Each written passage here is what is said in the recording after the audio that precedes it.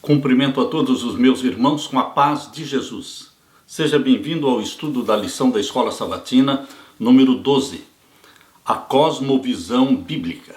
Antes de começar, vamos orar. Pai querido que estás nos céus, aqui estamos na tua presença. Me uno aos meus irmãos para adoração. Me uno aos meus irmãos para a súplica pelo batismo do Espírito Santo. Que o Senhor derrame o Espírito Santo sobre nós. Que ao abrirmos a tua palavra, o Senhor fale ao nosso coração.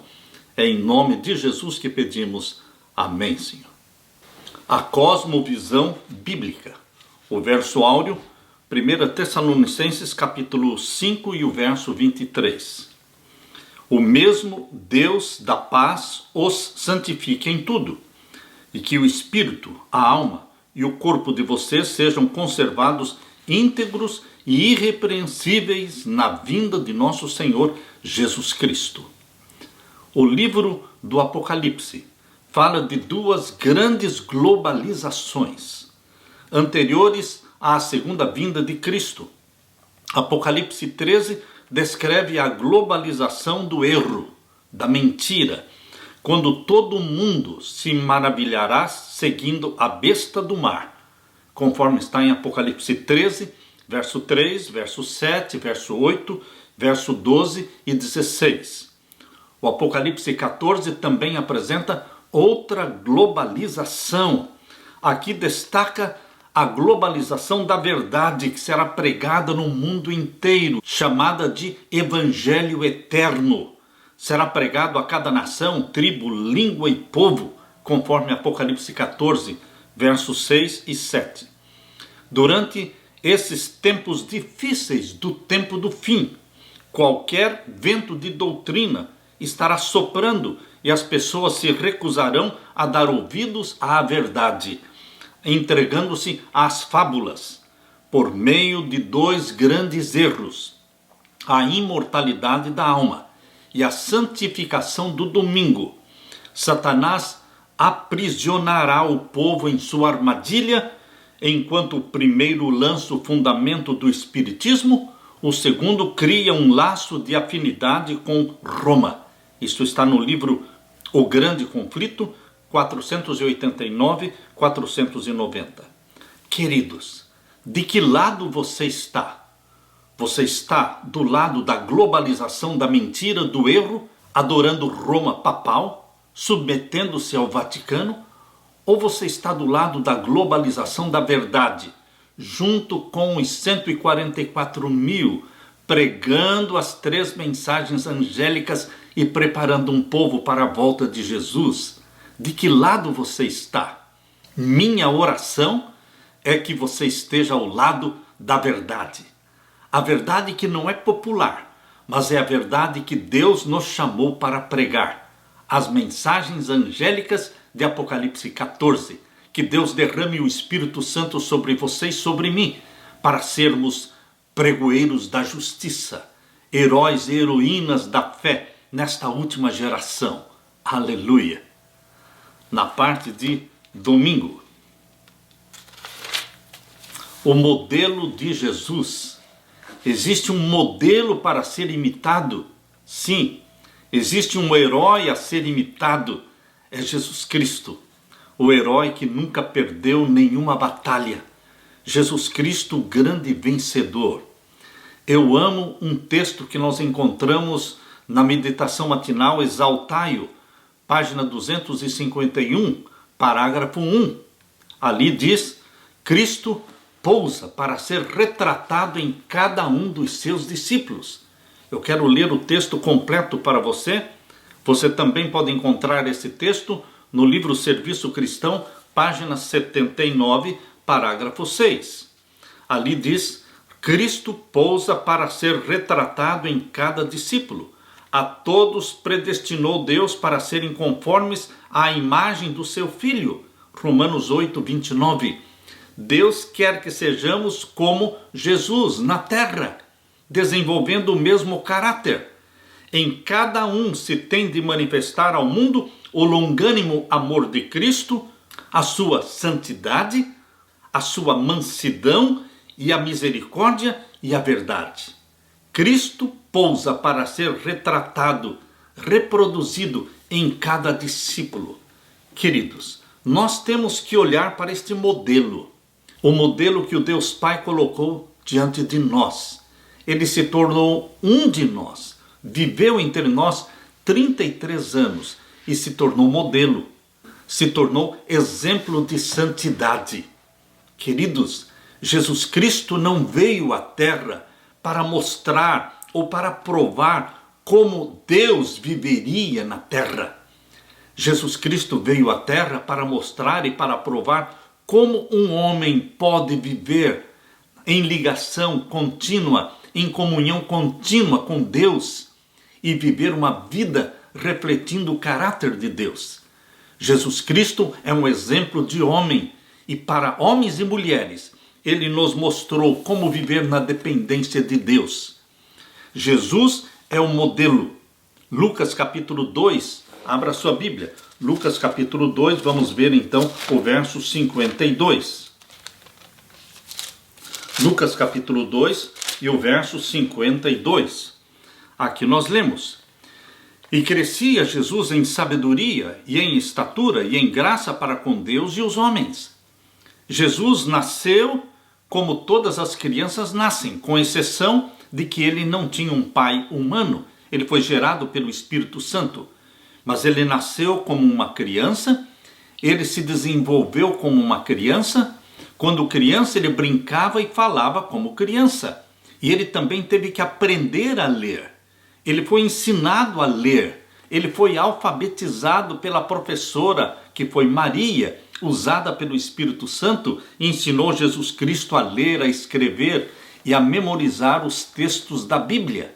Esse texto que nós lemos aqui em Lucas 2:52 diz que Jesus Cristo crescia em sabedoria, ou seja, mentalmente, intelectualmente e em estatura. Isto significa crescia fisicamente e em graça para com Deus, ou seja, espiritualmente e para com os homens, socialmente.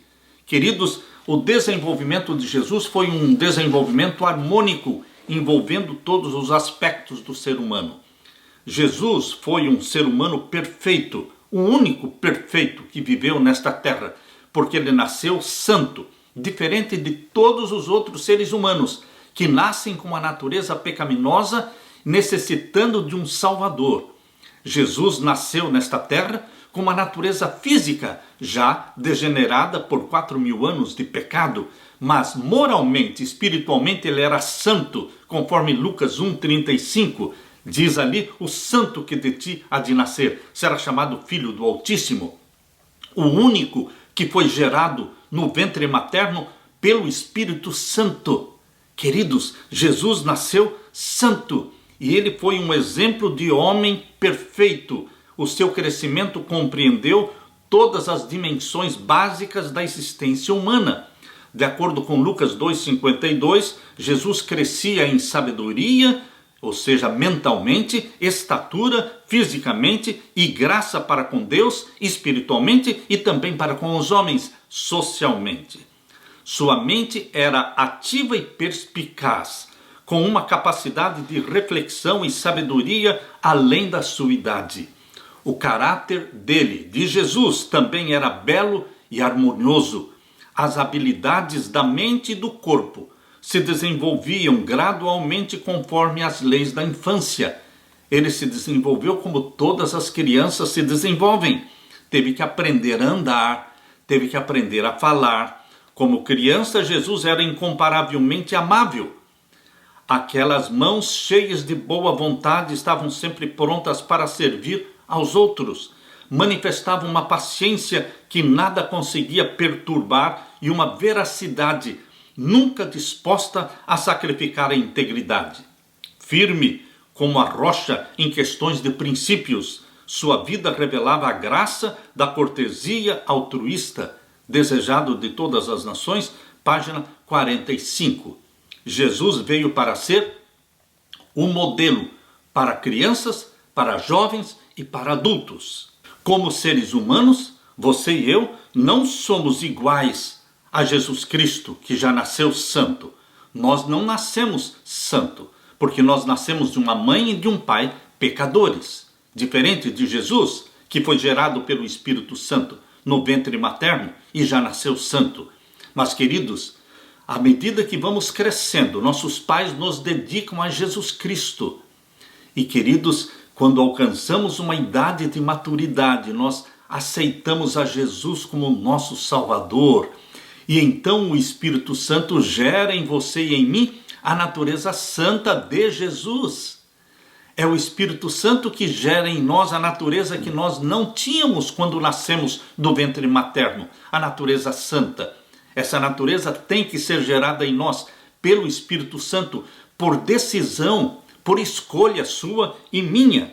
Portanto, queridos, pela graça de Deus, devemos imitar a Jesus Cristo, desenvolver a mesma natureza, desenvolver o mesmo caráter, porque a obra da redenção é esta: restaurar no homem e na mulher a imagem do seu autor, levá-los de novo à perfeição em que foram criados, promover o desenvolvimento físico, mental e espiritual.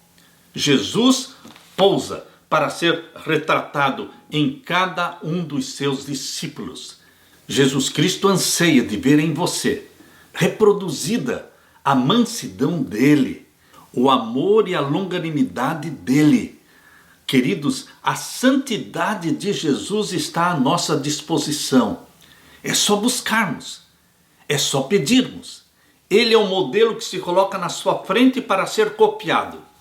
E ele quer que você o assimile, assimilar a mente de Jesus Cristo, o caráter de Jesus Cristo, e sermos uma cópia de Jesus andando aqui na terra, para que as pessoas vejam Cristo em você. Aleluia! Na parte de segunda-feira, o corpo como templo do Espírito Santo. Como faz diferença quando você tem a consciência de que este corpo que você tem não é seu, é propriedade de Deus, foi comprado por grande preço, pelo preço do sangue de Jesus Cristo. Queridos, quando nós entendemos que o nosso corpo é templo do Espírito Santo, não vamos pensar assim: eu faço do meu corpo o que eu quero, eu sou o dono do meu nariz, eu faço o que eu quero. Quando você entende que o seu corpo é o templo do Espírito Santo, que você é propriedade de Deus, comprada pelo sangue de Jesus, você não pensa desta forma. Você vai cuidar deste corpo que é de Deus, para que o Espírito Santo habite em você, para que o Espírito Santo possua a sua mente.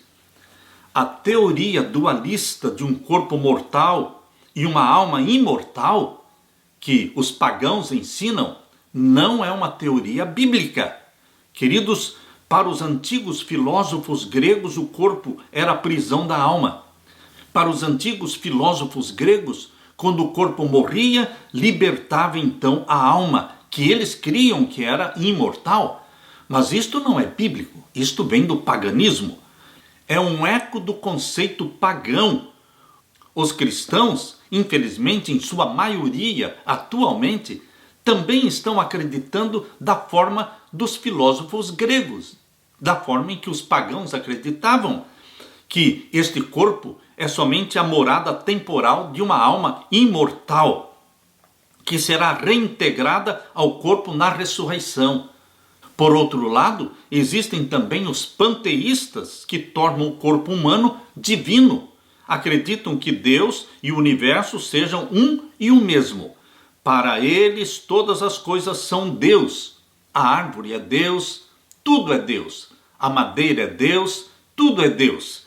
Para o panteísta, tudo é Deus. Acreditam que Deus e o universo sejam um e o mesmo.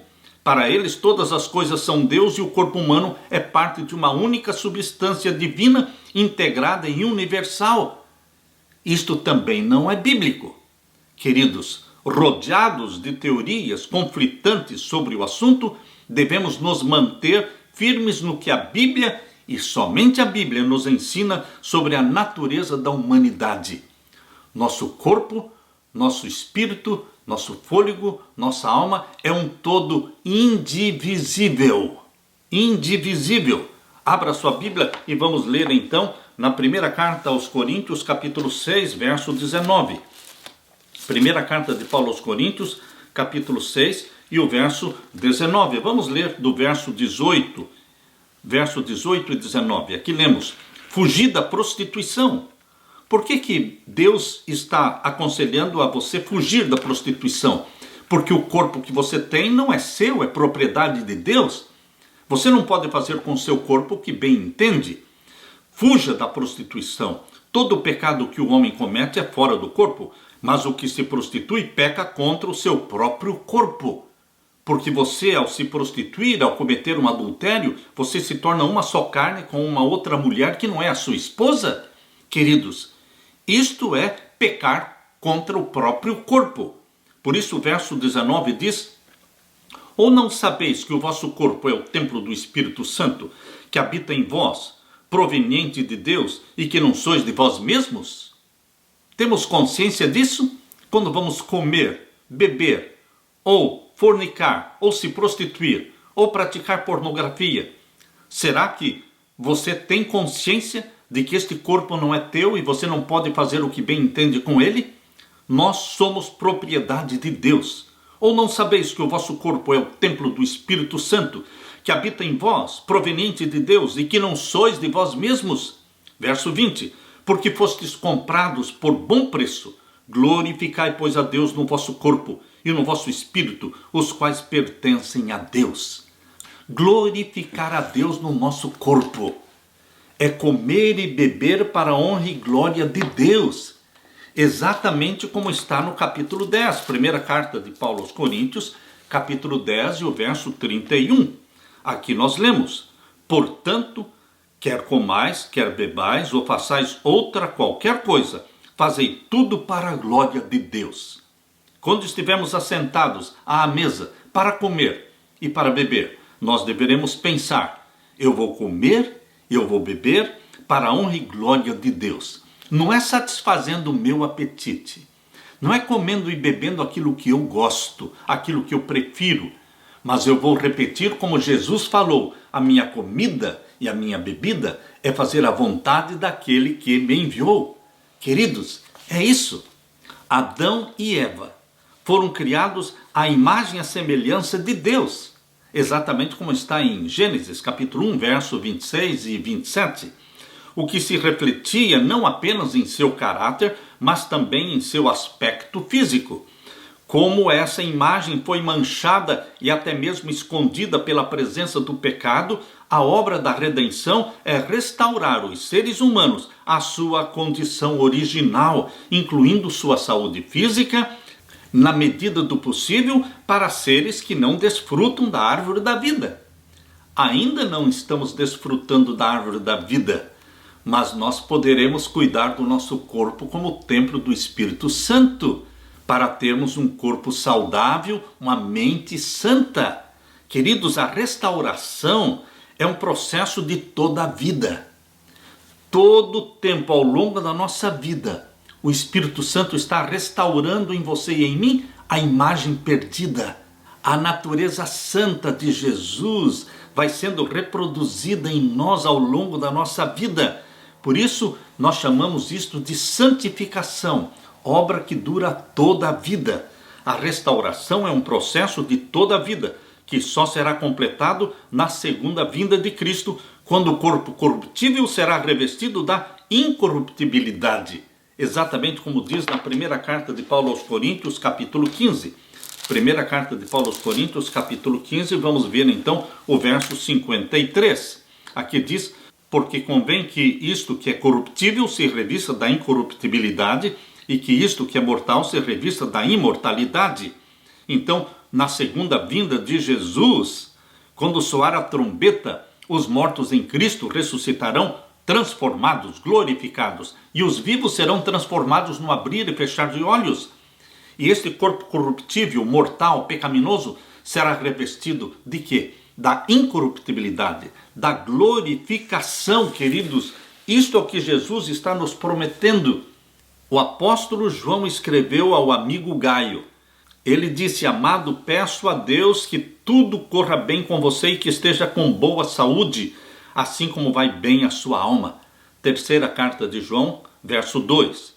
Se reconhecermos que o ser humano, você e eu, somos indivisíveis e que a religião abrange todos os aspectos da vida, consideraremos o cuidado da saúde física como um dever religioso. Devemos ser guiados pelo princípio inspirado. Se vocês comem, ou bebem, ou fazem qualquer outra coisa, façam tudo para a glória de Deus. 1 Coríntios capítulo 10 e o verso 31. Queridos, você e eu somos templos de Deus. O Espírito Santo habita em nós. Nossa mente precisa ser possuída pelo Espírito Santo. Você não recebe visitas esporádicas do Espírito Santo. Ele habita em você, ele mora em você. E Jesus, e somente Jesus, é o modelo a ser imitado.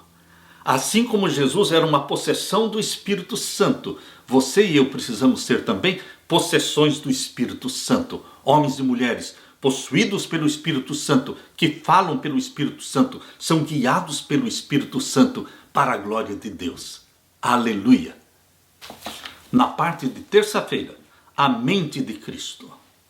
Aqueles que são templos do Espírito Santo não podem ter outra mente senão a mente de Cristo. Esta é uma responsabilidade do Espírito Santo. É obra do Espírito Santo nos comunicar a mente de Cristo. Quando você aceita Jesus como seu Salvador, quando você confessa os seus pecados a Ele, você recebe o perdão na mesma hora, no mesmo instante. O perdão é instantâneo, a salvação é instantânea, porque uma vez perdoado você está salvo. Mas, queridos, a comunicação da mente de Cristo, a comunicação do caráter de Cristo para você, não é instantaneamente.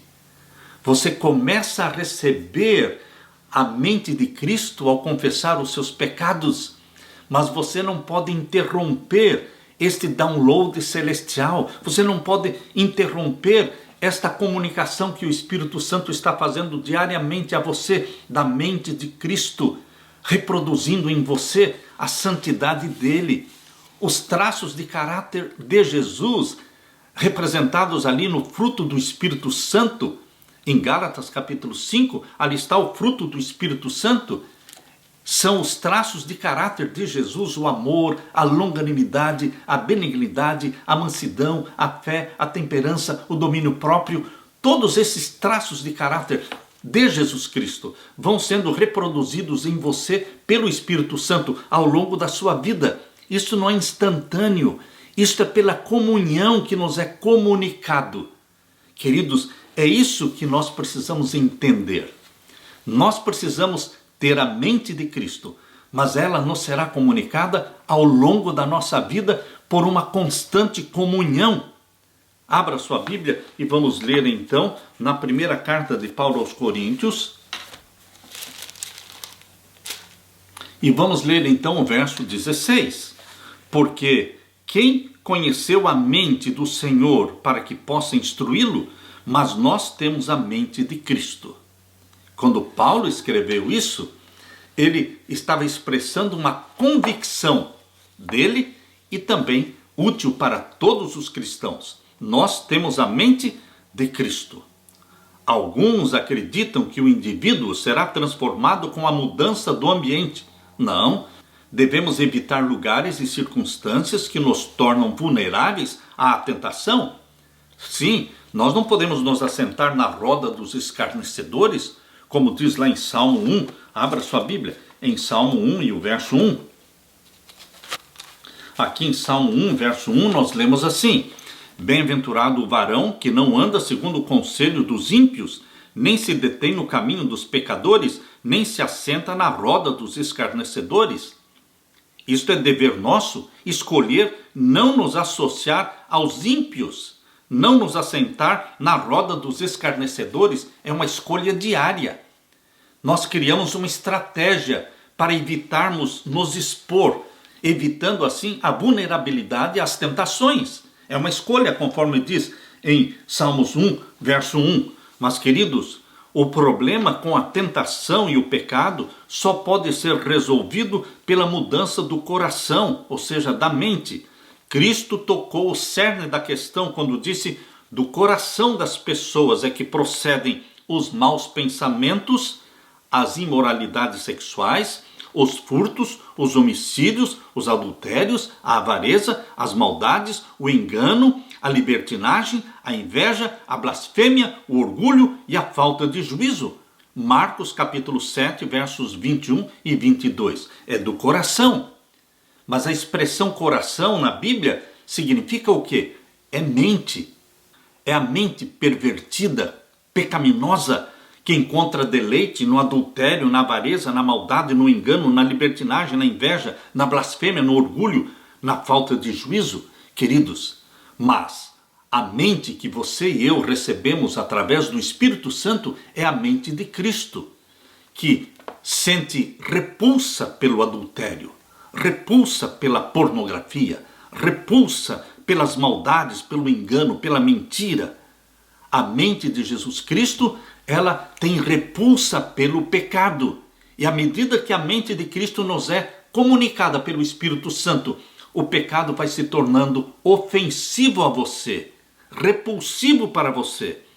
Convido você a ler agora Salmos capítulo 24, ou melhor, Salmos 24, e vamos ler então o verso 3 e 4. Aqui lemos: quem subirá ao monte do Senhor, ou quem estará no seu lugar santo? Quem vai habitar no monte santo com Deus? Verso 4. Aquele que é limpo de mãos e puro de coração. Você está entendendo que a pureza não é opcional, mas é uma exigência de Deus para vivermos no monte santo com Ele? Nós temos que buscar pureza de mente, de pensamento. Nós não deveremos só evitar o pecado ato, mas deveremos evitar o pecado pensamento. A pureza vem de dentro. Aquele que é limpo de mãos e puro de coração, que não entrega sua alma à vaidade nem jura enganosamente. Queridos, isto é receber a mente de Cristo. Uma pureza, uma santidade que é derramada pelo Espírito Santo e começa na mente do ser humano. Em Romanos capítulo 12, verso 2, Romanos capítulo 12 e o verso 2, nós lemos: e não vos conformeis com este mundo, mas transformai-vos pela renovação da vossa mente. Renovação da mente é quando o Espírito Santo substitui a nossa mente pela mente de Cristo. A mente de Cristo vai invadindo a nossa mente. A mente de Cristo vai impregnando a nossa mente, ao ponto de você pensar como Jesus, agir como Jesus e reagir também diante das circunstâncias como Jesus reagia. Queridos, Jesus Cristo está falando aqui através de Paulo, em Romanos 12, 2, que nós não poderemos nos conformar ao padrão do mundo. Não é o que os outros veem e assistem na televisão, não é o que os outros ouvem nas músicas deste mundo. Queridos, nossos olhos não se agradam daquilo que o povo ímpio se agrada ao contemplar na televisão cenas de sensualidade, de promiscuidade, de pornografia, de violência.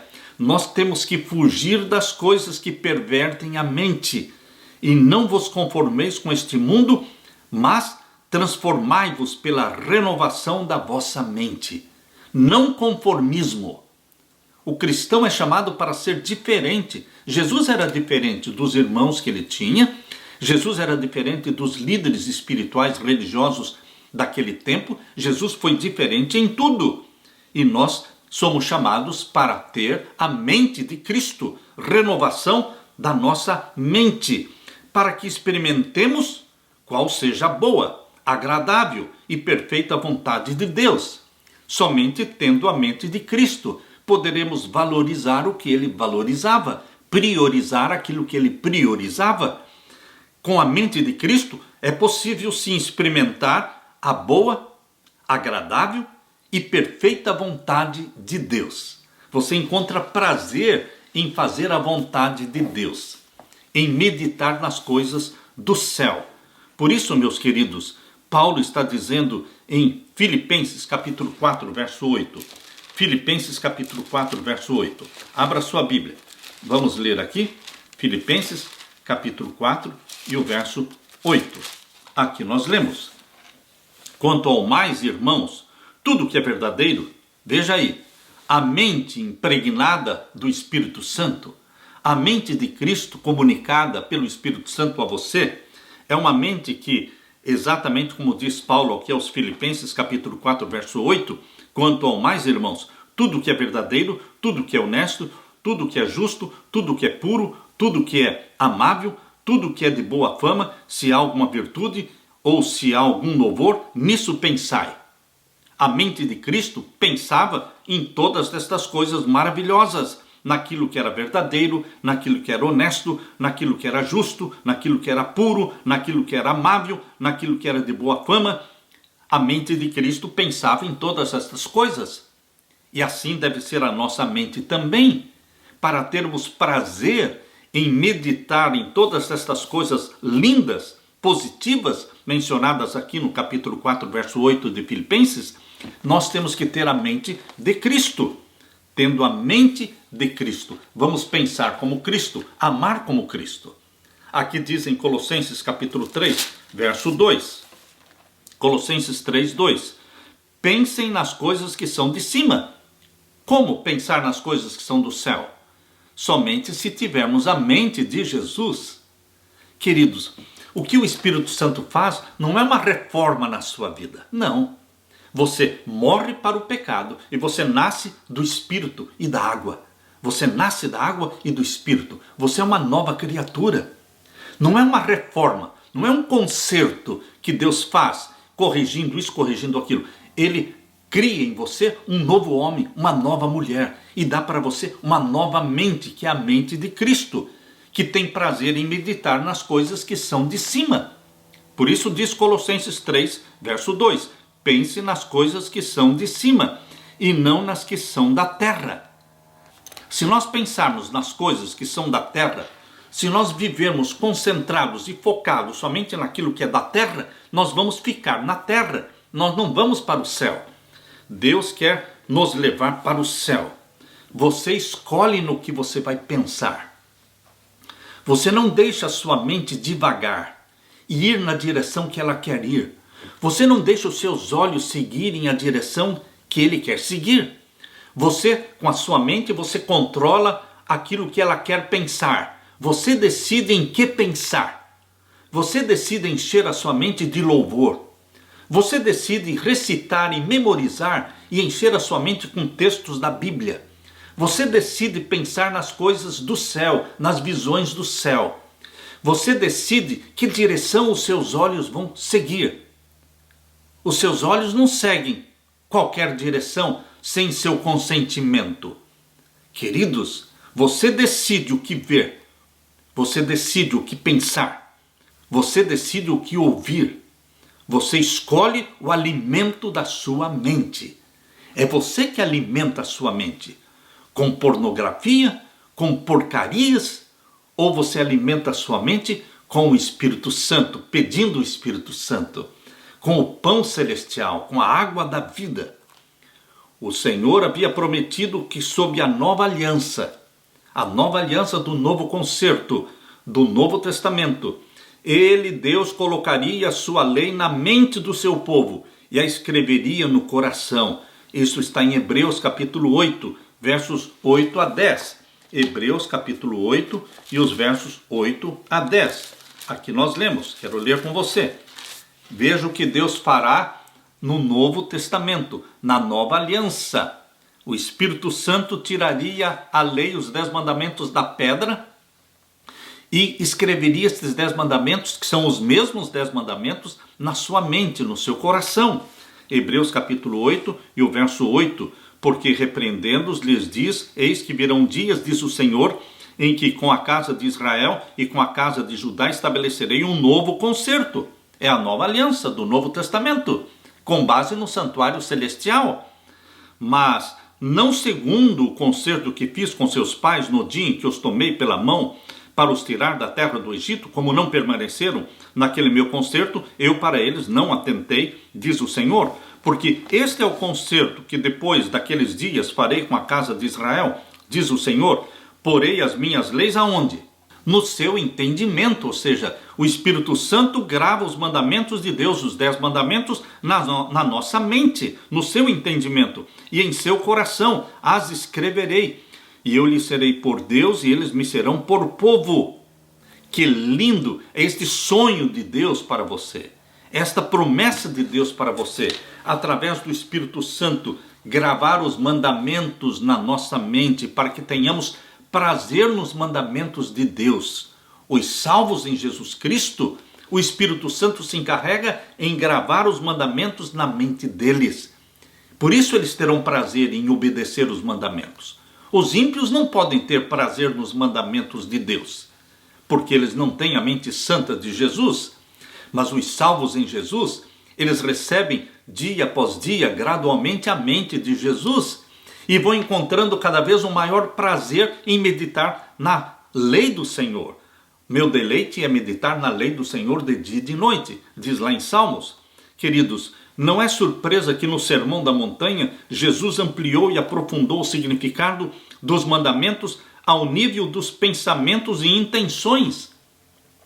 Assim, podemos vencer a tentação somente pela graça de Deus, e no nível de pensamentos e intenções devemos reivindicar a promessa para que dominemos os pensamentos pecaminosos.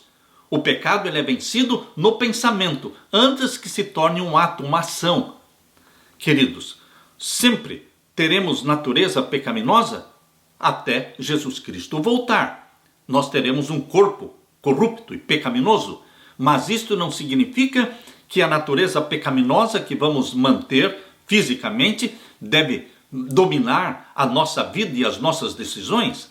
Embora tenhamos e retenhamos ainda uma natureza pecaminosa e um corpo pecaminoso até a volta de Cristo, mas esta natureza pecaminosa não dita as nossas ações, não controla o nosso comportamento, não.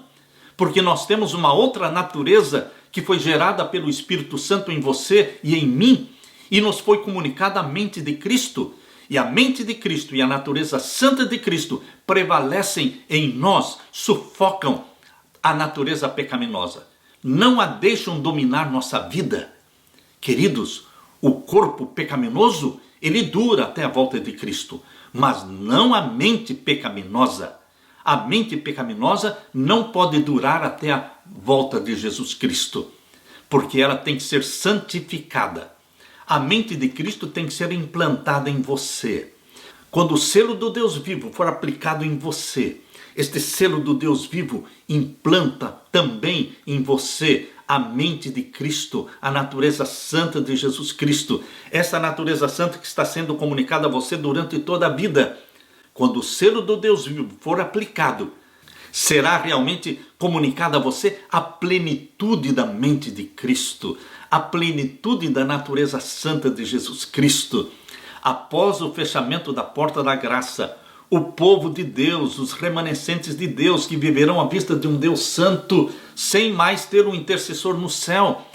Por quê? Porque eles receberam o selo do Deus vivo e a plenitude da mente de Cristo lhes foi comunicada.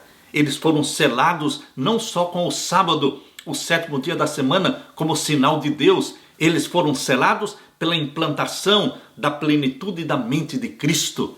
Por isso, queridos, nós somos como Cristo andando na terra. Após o fechamento da porta da graça, os filhos de Deus não vão mais morrer e também não vão mais pecar. Mas a natureza pecaminosa, o corpo pecaminoso ainda estão lá, mas não dominando a mente dos santos de Deus.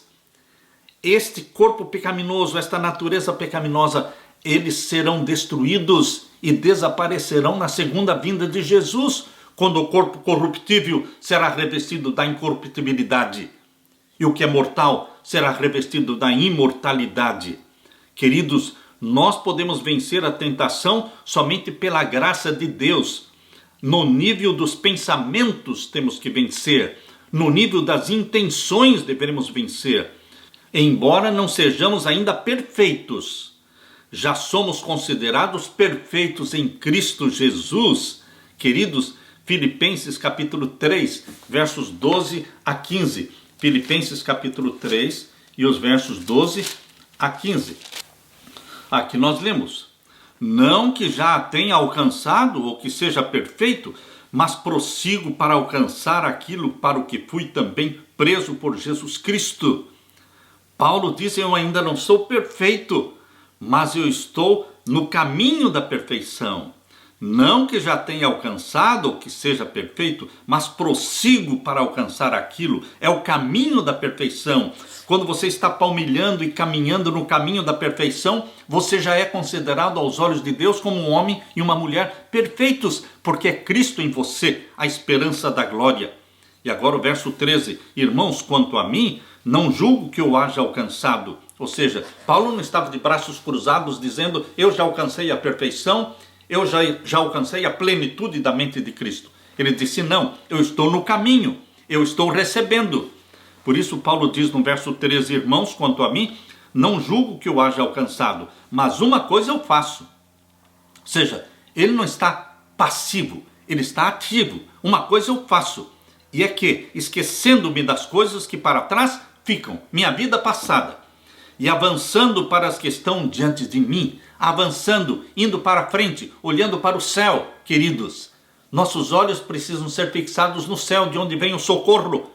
Prossigo para o alvo, diz o verso 14. Prossigo para o alvo, pelo prêmio da soberana vocação de Deus em Cristo Jesus. Queridos, prosseguir, olhando para Jesus, mãos estendidas para Jesus, recebendo o batismo diário do Espírito Santo, e o Espírito Santo reproduzindo em você e em mim a mente de Cristo, diariamente, para pensarmos como Jesus pensa, amarmos como Jesus ama, termos repulsa ao pecado como Jesus tinha repulsa ao pecado. Jesus Cristo quer que o pecado se torne repulsivo para você. Isso é possível. Isso é possível pelo processo da santificação, pelo processo da comunhão constante com Jesus Cristo. Quando estamos unidos a Jesus Cristo, temos a mente de Cristo, diz a serva de Deus, está no livro Mensagens Escolhidas, volume 1, página 337. Quando estamos unidos a Cristo, temos a mente de Cristo. A pureza e o amor resplandecem no caráter. A mansidão e a verdade controlam a vida. A própria expressão de nosso semblante se transforma. Cristo, habitando na alma, exerce um poder transformador, e o aspecto exterior testifica da paz e alegria que reinam no interior. Aleluia! Que isso se torne realidade na minha e na sua vida. Aleluia! Na parte de quarta-feira, a orientação do Espírito. Orientação do Espírito Santo. Meus queridos, primeiro nós nascemos do Espírito. Assim como Jesus, ele nasceu do Espírito, já do ventre materno. E depois de ter nascido do Espírito, ele foi guiado pelo Espírito Santo durante toda a sua vida, até os 30 anos de idade. Mas quando ele tinha 30 anos de idade, ele foi batizado. E quando ele saiu das águas do batismo, ele foi batizado pelo Espírito Santo, que desceu sobre ele em forma de pomba. E a voz do céu foi ouvida dizendo: este é o meu filho, em quem me comprazo. Queridos, o que aconteceu com Jesus precisa acontecer com você e comigo. Primeiramente, nós nascemos da água e do Espírito. Depois nós somos conduzidos pelo Espírito Santo.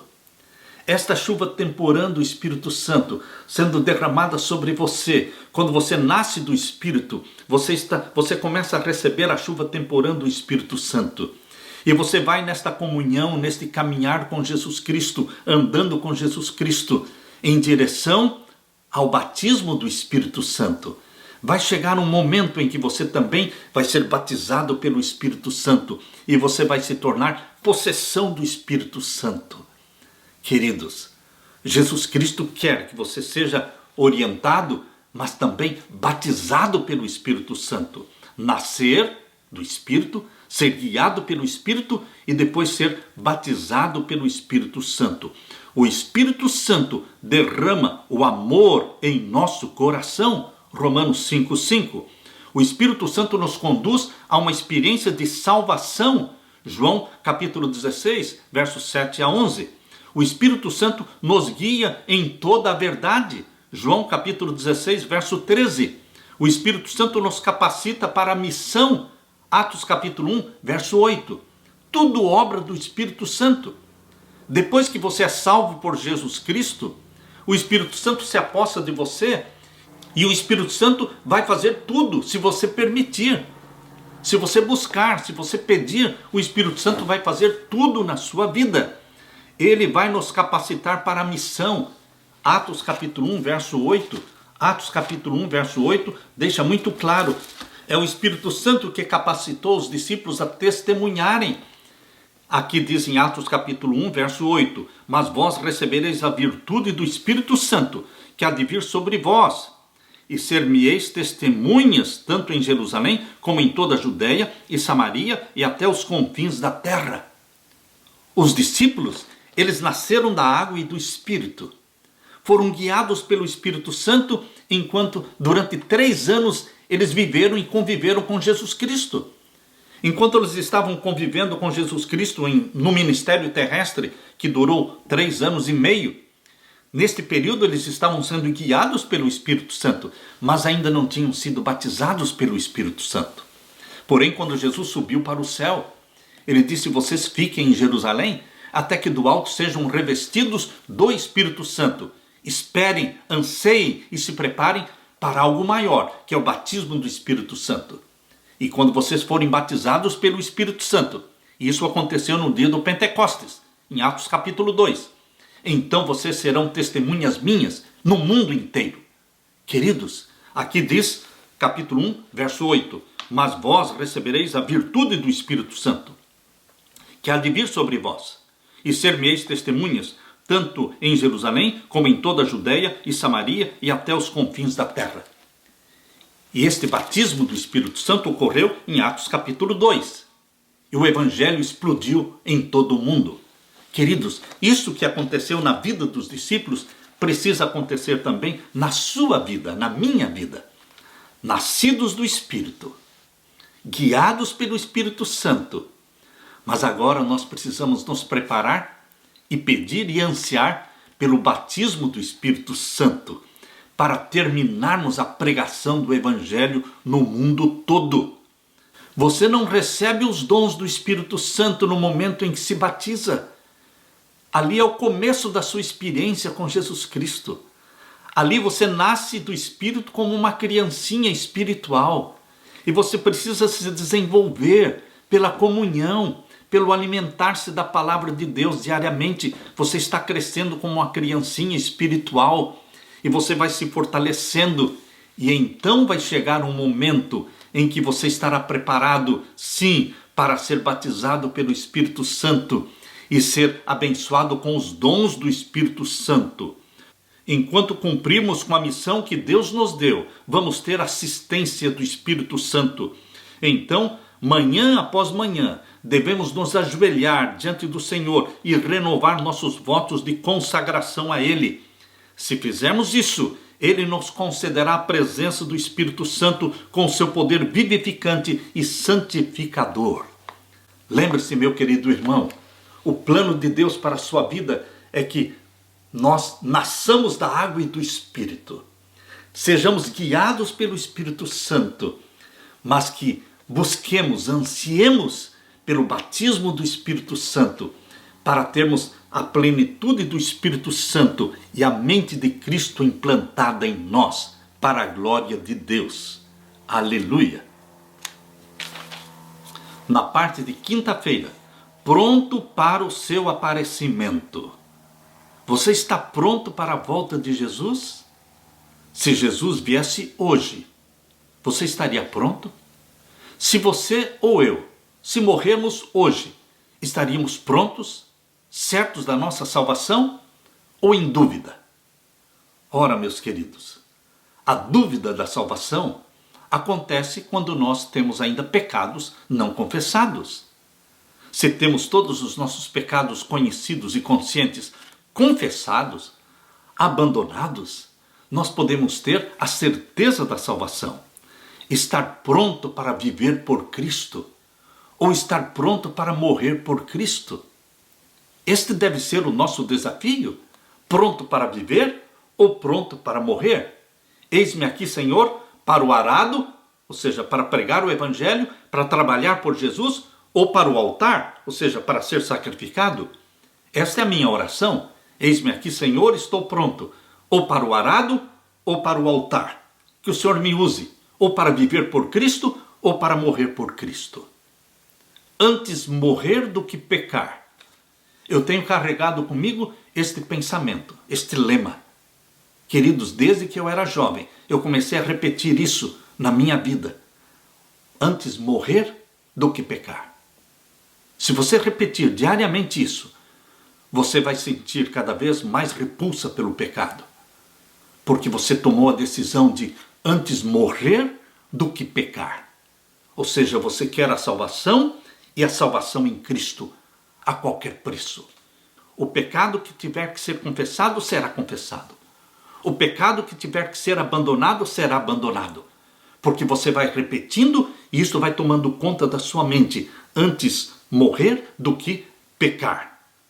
Hoje você está sendo convidado por Deus para estar pronto para viver ou pronto para morrer por Jesus Cristo.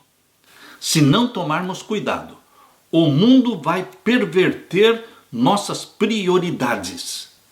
Cristãos de todas as idades, em maior ou menor grau, precisam estar atentos às tentativas de Satanás de distraí-los do que realmente importa nesta vida. Se não formos cuidadosos, queridos irmãos, quem não estará correndo o risco de desviar os olhos do Senhor e se demorar em coisas mundanas e carnais que não podem nos satisfazer e que no fim não podem nos levar ao céu, mas vão nos levar para uma ruína espiritual? Aquele que está em pé, cuide para que não caia. É assim que Paulo disse. Vamos abrir a Bíblia agora na segunda carta de Pedro, capítulo 3. Segunda carta de Pedro, capítulo 3. E vamos ver o verso 14.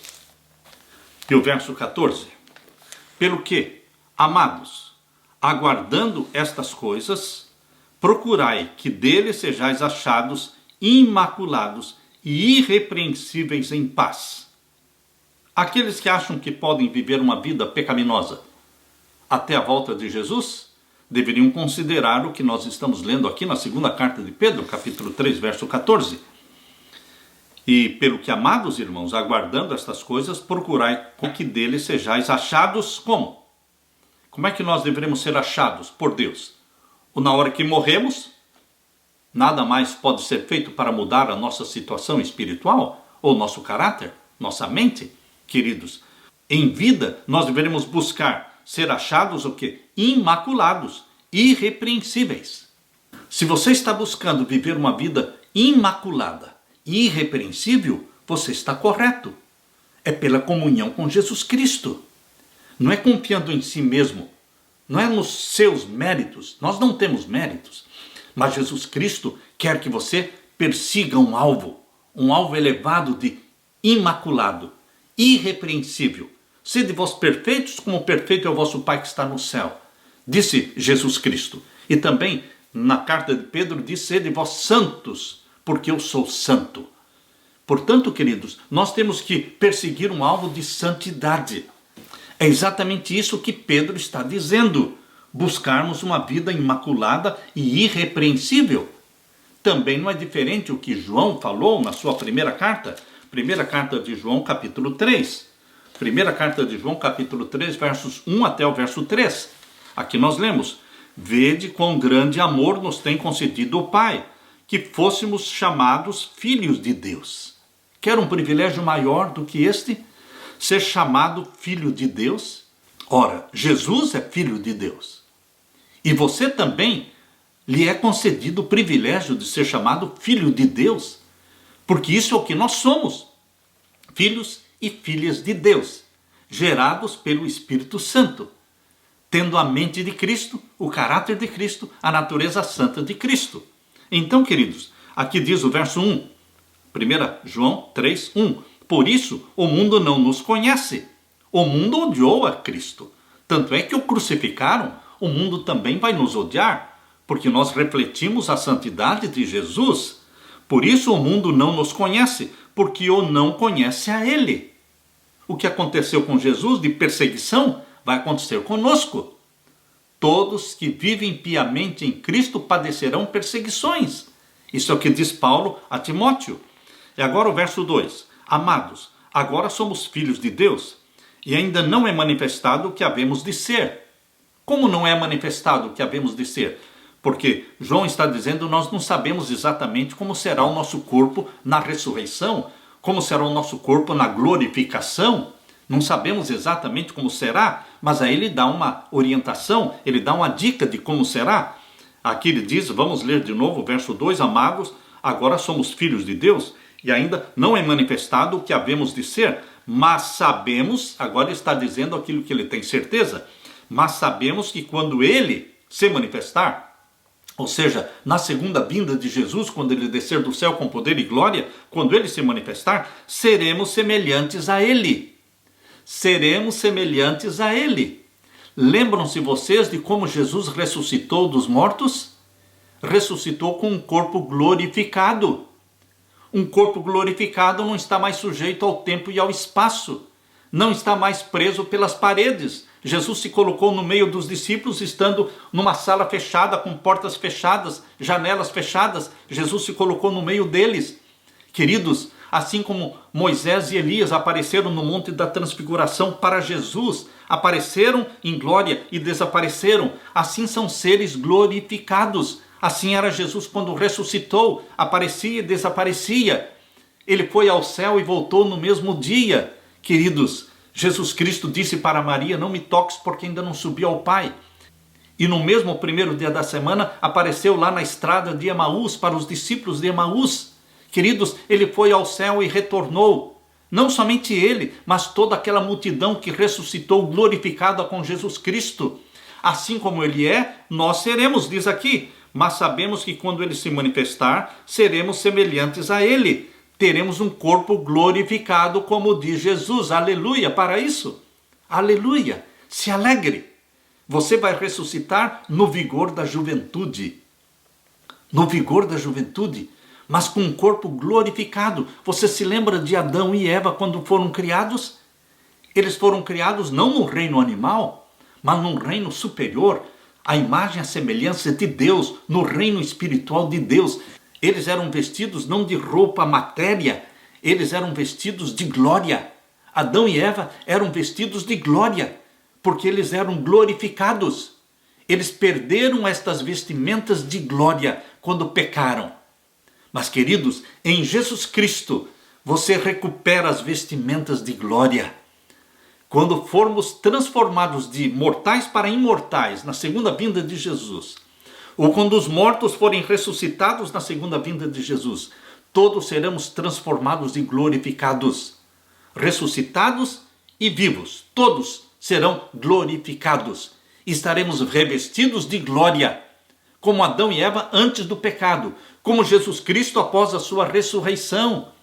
Todos glorificados, seremos semelhantes a Ele, porque sabemos que quando Ele se manifestar, seremos semelhantes a Ele. Grave bem esta frase, porque assim como Ele é, o veremos.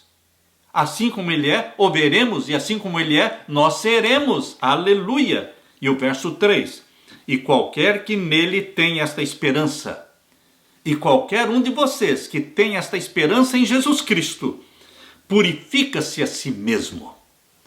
Não vai ficar assistindo na televisão o que não presta, o que é impuro, o que é pornográfico, o que é sensual, o que é promíscuo. Meu querido irmão, todo aquele que tem esta esperança em Cristo purifica-se a si mesmo no que beber, no que comer, no que vestir, no que ver, no que ouvir. Por isso a serva de Deus diz que nós temos que evitar ler, ver ou ouvir tudo que sugira pensamentos impuros.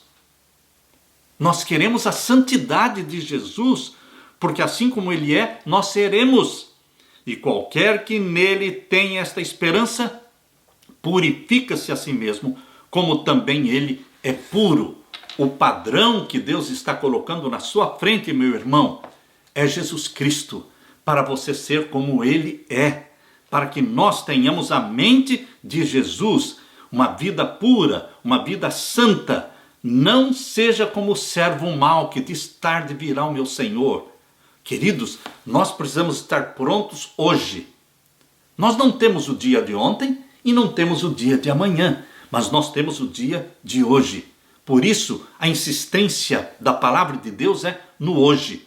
Hoje, se ouvirdes a sua voz, não endureçais os vossos corações. O hoje, isso está em Hebreus capítulo 3, verso 7, e também no verso 8, e também no verso 15, e também no capítulo 4, verso 7. Nestas passagens de Hebreus capítulo 3, verso 7, verso 8, verso 15 e capítulo 4, verso 7, em todas estas passagens, a ênfase é hoje. Não é o ontem, não é o amanhã, mas é o hoje. Hoje é todo o tempo que você tem. Você tem o dia de hoje para confessar os pecados, para romper com os pecados, para dizer: eu quero a mente de Cristo, eu quero o céu, eu quero a santidade de Jesus. Não fique lamentando o passado, não adianta. Confesse o seu passado. Não fique ansioso pelo futuro, porque o futuro ainda não chegou. Mas viva plenamente na companhia e na comunhão com Jesus Cristo o dia de hoje, porque é o tempo do qual você se dispõe. Hoje é o único tempo que temos. Na volta de Jesus, meu querido irmão, o nosso caráter não será mudado. Portanto, não fique se enganando, não fique postergando. As decisões precisam ser feitas hoje. Os defeitos de caráter, as tendências pecaminosas precisam ser vencidas hoje. Eu quero ler para vocês o que está no livro Fundamentos do Lar Cristão. Fundamentos do Lar Cristão, página 8, parágrafo 3. Diz assim: pois o caráter que desenvolvermos no tempo de graça será o caráter que teremos por ocasião da volta de Jesus Cristo. Interessante que o corpo com o qual vamos ser arrebatados para o céu não é este corpo pecaminoso que você tem e que eu tenho. O nosso corpo será totalmente transformado. Mas, queridos, o caráter não será transformado na volta de Jesus. O caráter que vai estar neste corpo glorificado na volta de Jesus será o caráter que nós desenvolvemos durante o tempo de graça. É isso que a serva de Deus está falando aqui no livro Fundamentos do Lar Cristão, página 8, parágrafo 3. Pois o caráter que desenvolvermos no tempo de graça será o caráter que teremos por ocasião da volta de Jesus Cristo. Se desejarmos ser santos no céu, devemos começar a ser santos aqui na terra. Os traços de caráter que nutrimos na vida não serão mudados pela morte nem pela ressurreição. Os traços de caráter que desenvolvemos durante nossa vida na terra não serão mudados na morte nem na ressurreição. Sairemos do sepulcro com a mesma disposição que manifestávamos no lar e na sociedade. Jesus não muda nosso caráter em sua vinda. Você está entendendo, meu querido irmão, minha querida irmã? Por isso o tempo que você tem se chama hoje. Confessar hoje. Pedir perdão hoje. Buscar o batismo do Espírito Santo hoje. E amanhã também, e amanhã também. Cada dia da nossa vida. Buscarmos a santidade de Jesus. O caráter de Jesus sendo reproduzido em nós. Por quê? Porque a obra da transformação precisa ser feita agora. Nossa vida diária é que determina nosso destino. E nossa vida diária tem que ser de comunhão, de entrega, de confissão. Dá-me o teu caráter, querido Jesus Cristo. Ore e peça, meu querido irmão. Escreve, Pai amado, na minha testa, santidade ao Senhor. Escreve aqui o teu nome. Jesus Cristo, escreva aqui o teu novo nome. E a nova Jerusalém, para onde estamos caminhando. Que Deus responda os anseios do seu coração, meu irmão. E que Deus derrame sobre você o Espírito Santo. E que o Espírito Santo reproduza em você e em mim o caráter de Cristo. A mente de Cristo. Amém e amém. Deixo com você a paz de meu Jesus Amém.